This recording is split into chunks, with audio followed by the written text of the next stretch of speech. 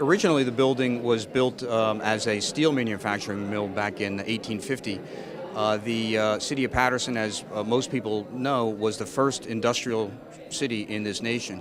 And it was built around our Great Falls, discovered by Alexander Hamilton. So this building is very significant in that whole mill piece because they were one of the first and only manufacturers of steel back in the 1850s, very instrumental in building bridges. In fact, the first metal bridge that spanned our Great Falls, as well as railroad tracks, which at that time obviously was very, very important. We also had the Rogers locomotive mill here, so they manufactured metal for that as well. So for us to come to this building, being a part of the history of this building is just wonderful. We were able to remodel this building in a very secure way. We have cameras, perimeter cameras, and we have cameras in all the client areas in the waiting room. We have a separate area to take reports from our probationers, which is separate and apart from our office space. And in that area, we have cameras, and we also have duress buttons in case there's an incident that goes straight to Paterson Police and also to the Sheriff's Department. Today, however, is a day when we acknowledge the past, we enjoy the present, and we prepare for the future. We acknowledge the past by celebrating a man who recognized the dignity of the court, who cared about the environment in which we all work, and the importance that quality facilities play. He challenged everyone to meet his vision. Appointed to the bench in 1959, he served as assignment judge in both Passaic and Bergen counties before becoming a member of the state's highest court. But in 1966, he decided a case in favor of the Passaic County Bar Association in a suit against the Passaic County freeholders, sorry Freeholder Best,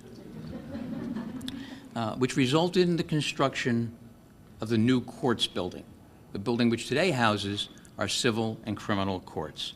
He had a vision which he made a reality. You have worked under less than optimal conditions. That's a charitable characterization.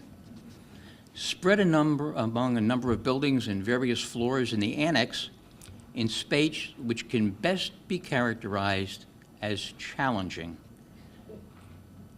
You worked, and that's the operative word. You worked day in and day out and year after year with only a few very justified complaints. Well, your years of faithful service are being rewarded with a functional design that was created to maximize your ability to perform the important work that probation does. Walk through the building, it's brick, it's high ceilings, it's wide open space, it's high rent stuff in Soho in New York City. But it was a challenge. It was a challenge to refurbish this building. We had a tremendous amount of people involved. This was truly a collaborative effort. State folks from the AOC, folks from the county, the Sheriff's Department, my staff, private contractors, owners of the building, and just a lot of people involved in the layout and design of this building. I think it really, really came out great. He cared about the buildings, the places where people work, the places where those of us who are privileged to be part of the judiciary come to work each day, and where people come to seek and to secure justice. As Judge Volkert has explained to you, so important was this to him that when he served as an assignment judge here, he was instrumental in ensuring that the old courthouse, which was woefully inadequate, would in fact be replaced. It is in the end fitting then that we honor him today, in part because he would be, I think, so pleased to see this beautiful facility where such an important part of our judicial function will now be carried out. And it is especially fitting because, for me, this is a historical building and a significant building, and one that is being repurposed in an exciting and dynamic way. Justice Pashman was indeed a man of wisdom, of strength, of compassion, and of courage.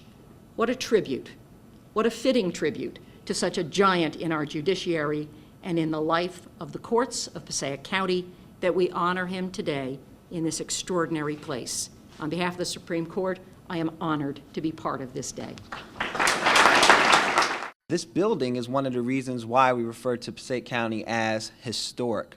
This building stood as one of the manufacturing giants in the state of New Jersey and the country. The work that was done here by hardworking people of the city of Patterson went on and has become legendary throughout the country. And as a native Pattersonian, anytime one of our buildings or one of our jewels are restored, it gives me great pride and privilege. And what other better honor than to have our probation division here in this wonderful building. I have only one piece of memorabilia from my father on my wall. It's an article from the Herald News of January 8th, 1946. And the article announces the appointment of a 34-year-old Passaic lawyer to the position of Passaic Police Court Judge. It also came then with a badge. I have that too. I keep that on my wall because I think it's as much a reflection of my father as all the other many notable things he did after that. He was a Passaic County man from birth to death. His passion was people. The work the probation department does is largely working with people who have to deal with some very serious problems and to try to help those people learn to do things differently. They're not always successful, but they don't stop trying. He would applaud that. 30 years ago, in one of the opinions Justice Hones referred to, in a different circumstance, but no less applicable, he said, "In this state, we do not set people adrift because they are victims of misfortune. We take care of each other." My father was very realistic when it came to his aging.